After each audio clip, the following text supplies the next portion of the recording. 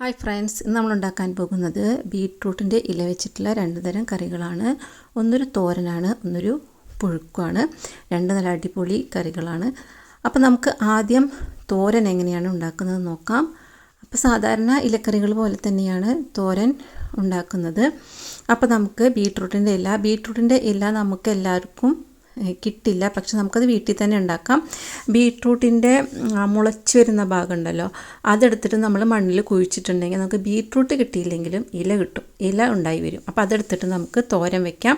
ബീട്രൂട്ടിൻ്റെ ചെറിയ ഫ്ലേവറോട് കൂടിയിട്ട് നല്ല ടേസ്റ്റ് ആയിട്ടുള്ള ഒരു വിഭവമാണ് ബീട്രൂട്ടിൻ്റെ ഇല വെച്ചിട്ടുള്ള തോരൻ.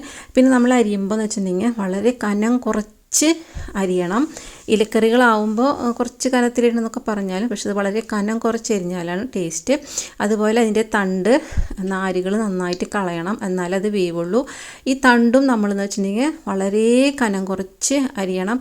നമ്മൾ ഇലയുടെ ഒപ്പം തന്നെ വേവിക്കാൻ. ഇപ്പോൾ കനം കൂടിയാണെങ്കിൽ ആദ്യം നമ്മൾ തണ്ട് വേവിച്ച് മാറ്റി വെച്ചതിന് ശേഷം നമ്മൾ ഇലയോടൊപ്പം ഇട്ടിട്ട് മിക്സ് ചെയ്യുക. പക്ഷെ അത് ഒഴിവാക്കാൻ നമ്മൾ രണ്ടും ഒരുമിച്ചാക്കാൻ വേണ്ടിയിട്ട് വളരെ കനം കുറച്ച് അരിഞ്ഞാൽ മതി. ഇനി നമുക്ക് തോരൻ വയ്ക്കാം. തോരൻ എന്ന് പറയുമ്പോൾ ഇത് ഞാൻ തൃശ്ശൂർ സ്റ്റൈലുള്ള തോരനാണ് വെക്കുന്നത്. നിങ്ങൾക്ക് നിങ്ങളുടെ നാട്ടിലെങ്ങനെയാണോ അത് ആ രീതിയിൽ വെക്കാം. അപ്പോൾ അതിന് വേണമെങ്കിൽ ചുവന്നുള്ളി, വെളുത്തുള്ളി, സവോള ഏതെങ്കിലും ഒന്നെടുക്കാം, അല്ലെങ്കിൽ മൂന്നും എടുക്കാം. അത് ഓരോരുത്തരുടെ ഇഷ്ടം. ഞാൻ ഇപ്പോൾ സവോളയാണ് എടുത്തിരിക്കുന്നത്. ചിലർക്ക് വെളുത്തുള്ളി ഇട്ടിട്ടാണ് ഇഷ്ടം, അപ്പോൾ വെളുത്തുള്ളി മാത്രം എടുക്കാം, അല്ലെങ്കിൽ രണ്ടും ചുവന്നുള്ളി വെളുത്തുള്ളി അങ്ങനെ എടുക്കാം. പിന്നെ ഞാൻ അവിടെ കുറച്ച് കാന്താരി മുളക് ചേർക്കുന്നുണ്ട്, ഒരു 10-15 കാന്താരി മുളക്. ഇത് കുറച്ചിങ്ങനെ എരിവിലാണ് ഉണ്ടാക്കുന്നത്, അപ്പോഴാണ് നമുക്ക് ചോറിൻ്റെ ഒപ്പം കഴിക്കാനായിട്ട് രുചിയായിരിക്കുന്നത്. ഒപ്പം കുറച്ച് കറിവേപ്പിലയുമുണ്ട്. ഇനി നമുക്ക് പാൻ ചൂടായാൽ വെളിച്ചെണ്ണ ഒഴിച്ചു കൊടുക്കാം.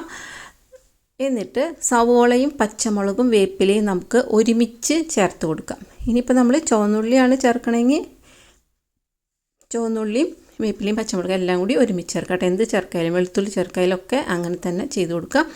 ഇനി നമ്മളതൊന്ന് മൂത്ത് വരുമ്പോൾ നമുക്ക് ഇടിച്ച മുളക്, അതായത് ചില്ലി ഫ്ലേക്സ് ചേർത്ത് കൊടുക്കുക. ചില്ലി ഫ്ലേക്സ് ചേർക്കുമ്പോൾ എന്ന് വെച്ചിട്ടുണ്ടെങ്കിൽ നമ്മൾ പച്ചമുളക് ചേർത്തതിൻ്റെ എരിവുണ്ട്, അത് കാന്താരി മുളകാണ്. അപ്പോൾ അത് നോക്കിയിട്ട് വേണം നമ്മൾ മുളക് പൊടി ചേർക്കാൻ. ഞാൻ ഇപ്പോൾ 1 ടീസ്പൂൺ മുളക് പൊടിയാണ് ചേർത്തിട്ടുള്ളത്. കാരണം ഇലക്കറിയാണ്, അപ്പോൾ ഇല വാടുമ്പോൾ ഒന്നും ഉണ്ടാവില്ല, അപ്പോൾ അത് നല്ല എരിവാവും. അപ്പോൾ അതുകൊണ്ട് നിങ്ങൾ ഒന്നില്ലെങ്കിൽ കാന്താരി മുളകിൻ്റെ എണ്ണം കുറയ്ക്കുക, അല്ലെങ്കിൽ ഈ മുളക് പൊടി കുറയ്ക്കുക. എന്നാലും നിങ്ങൾ നിങ്ങളുടെ എരിവിനെ ശ്രദ്ധിച്ച് ചേർക്കുക. ഞാനിപ്പോൾ 1 ടീസ്പൂണാണ് ചില്ലി ഫ്ലേക്സ് ചേർത്തിരിക്കുന്നത്. അത് കഴിഞ്ഞ് നമ്മൾ ഇല അരിഞ്ഞു വെച്ചത് ചേർത്ത് കൊടുക്കുക. പിന്നെ നമ്മൾ കുറച്ച് നേരം മൂടി വെച്ചിട്ട്, ചീരനേക്കാളും കുറച്ചുകൂടെ ടൈം എടുക്കും ഇത് വെന്ത് വരാനായിട്ട്. അപ്പോൾ നമ്മൾ മൂടി വെച്ചിട്ട് വെള്ളമൊന്നും ചേർക്കാതെ വേവിച്ചെടുക്കുക.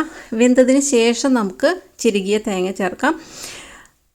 അതെന്ന് വെച്ചിട്ടുണ്ടെങ്കിൽ നമ്മൾ ചിരുകിയ തേങ്ങ ചേർക്കുമ്പോൾ ആദ്യം അതിൻ്റെ വെള്ളത്തിൻ്റെ അംശം അതിലേക്ക് വരാതിരിക്കാൻ വേണ്ടിയിട്ടാണ്. അത് തേങ്ങയുടെയും കൂടിയിട്ട് വെള്ളത്തിൻ്റെ അംശം വരാതിരിക്കാനാണ് നമ്മൾ അവസാനം ചേർക്കുന്നത്. പിന്നെ അതിൻ്റെ തേങ്ങയുടെ ഒരു പച്ചരസം, അധികം വെന്ത് പോകാതെ ആ പച്ചരസം കിട്ടുന്നതിനും കൂടി വേണ്ടിയിട്ടാണ് നമ്മൾ അവസാനം വെന്തതിന് ശേഷം ചിരുകിയ തേങ്ങ ചേർത്ത് കൊടുക്കുന്നത്. ഇനി ഇത് ഇളക്കിയെടുത്തിട്ട് ഇത്തിരി നേരം ഒന്ന് മൂടി വയ്ക്കുക. അതൊന്നും എല്ലാം കൂടിയിട്ടൊന്ന് മിക്സ് ആവാൻ വേണ്ടിയിട്ട് മാത്രം, കാരണം വെന്തതാണ്. പിന്നെ ഉപ്പ് നോക്കിയിട്ട് ഉപ്പ് വേണമെങ്കിൽ ചേർത്ത് കൊടുക്കാം. അപ്പോൾ നമ്മുടെ തോരൻ ഇത്രയേ ഉള്ളൂ. തോരൻ റെഡിയായി. അപ്പം ഞാൻ 2 തരത്തിലുള്ള കറികൾ കാണിക്കുന്നത് പറഞ്ഞല്ലോ. ഇനി ഞാൻ കാണിക്കുന്നത് ഒരു പുഴുക്കാണ്. അത് ചോറിനേക്കാളും ടേസ്റ്റ് എന്ന് വെച്ചിട്ടുണ്ടെങ്കിൽ കഞ്ഞിക്കൊപ്പമാണ്. പിന്നെ അതുപോലെ വെറുതെ കഴിക്കാനും നല്ല ടേസ്റ്റാണ് നമ്മുടെ ഈ പുഴുക്ക് എന്ന് പറയുന്നത്. അപ്പോൾ അതിന് വേണ്ടിയിട്ട് നമുക്ക് പാനിൽ വെളിച്ചെണ്ണ ഒഴിക്കുക. നമ്മൾ സവോളയും വേപ്പിലയും ചേർത്ത് കൊടുക്കുക.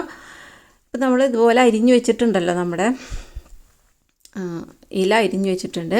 ഇനി നമുക്കിത് നന്നായിട്ട് വാടി വരുമ്പോൾ നമ്മൾ വീണ്ടും ഇതിലേക്ക് ചേർക്കുന്നത് ചില്ലി ഫ്ലേക്സ് തന്നെയാണ് ചേർക്കുന്നത്. അപ്പോൾ നമ്മൾ പച്ചമുളക് ചേർക്കാത്തത് കൊണ്ട് നമുക്ക് വേണമെങ്കിൽ കുറച്ചുകൂടെ മുളക് ചേർക്കാം. പക്ഷേ ഞാനത് വെറുതെ കഴിക്കാൻ ഉപയോഗിക്കുന്നതുകൊണ്ട് ഇതിലും 1 ടീസ്പൂൺ തന്നെ, പച്ചമുളക് ഇല്ലെങ്കിലും 1 ടീസ്പൂൺ ചില്ലി ഫ്ലേക്സ് തന്നെ ചേർത്തിട്ടുള്ളൂ. ഇനി ഇത് മൂത്ത് വരുമ്പോൾ നമുക്ക് ആദ്യം തണ്ട് ചേർത്ത് കൊടുക്കണം. ആദ്യം നമ്മൾ തണ്ടാണ് ചേർക്കുന്നത്, കാരണം ഇതൊന്നും ഇങ്ങനെ വെന്തിങ്ങനെ ചേരണം. അപ്പോൾ അതിന് വേണ്ടിയിട്ടാണ് നമ്മൾ ആദ്യം തണ്ട് ചേർത്തത്. അപ്പോൾ തണ്ടൊന്ന് വെന്ത് വരുമ്പോഴാണ് നമ്മളിനി ഇല ചേർക്കുള്ളൂ. അതിനൊപ്പം നമ്മൾ പയർ ചേർക്കുന്നുണ്ട്. വൻപയർ, മണിപ്പയർ എന്നൊക്കെ പറയില്ലേ, ആ പയർ നമ്മൾ ഒരു 3/4 കപ്പ് വേവിച്ച് ചേർത്തിട്ടുണ്ട്. പയറെന്ന് വെച്ചിട്ടുണ്ടെങ്കിൽ ഒരു വിസിൽ വന്നിട്ട് സ്റ്റീം കുറച്ച് 12 മിനിറ്റ് വെച്ചിട്ടുണ്ടെങ്കിൽ നല്ലതായിട്ട് വെന്തിരിക്കും. അങ്ങനെ ഞാൻ വേവിച്ചെടുത്താണ്, ഉപ്പ് ചേർക്കാതെയാണ് വേവിച്ചിരിക്കുന്നത്.